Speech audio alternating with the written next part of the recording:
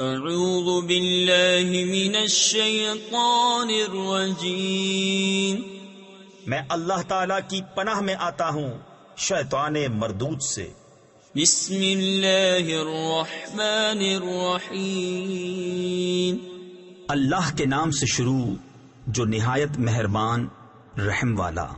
لا اقسم بهذا البلد وانت حل بهذا البلد، مجھے اس شہر کی قسم کہ اے محبوب تم اس شہر میں تشریف فرما ہو۔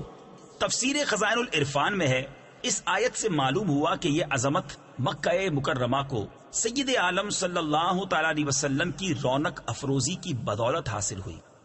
ووالد وما ولد لقد خلقنا الإنسان في كبد أيحسب أن لن يقدر عليه أحد يقول أهلكت مالا لبدا أيحسب أن لم يره أحد أَلَمْ نَجْعَلْ لَهُ عَيْنَيْنِ وَلِسَانًا وَشَفَتَيْنِ وَهَدَيْنَاهُ النَّجْدَيْنِ۔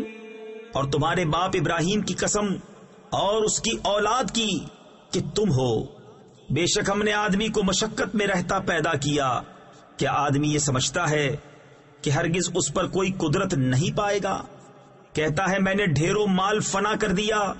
کیا آدمی یہ سمجھتا ہے کہ اسے کسی نے نہ دیکھا؟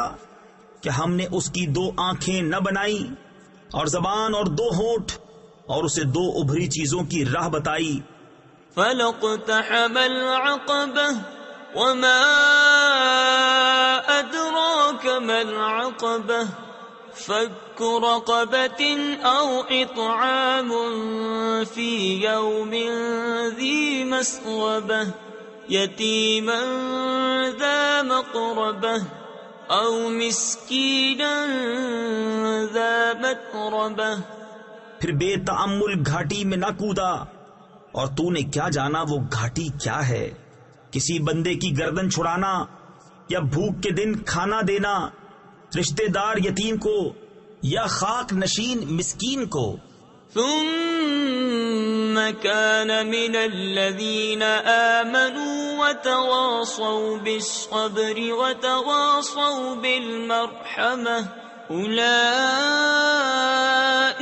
أصحاب الميمنة والذين كفروا بآياتنا هم أصحاب المشأمة علیہم نار مؤصدہ۔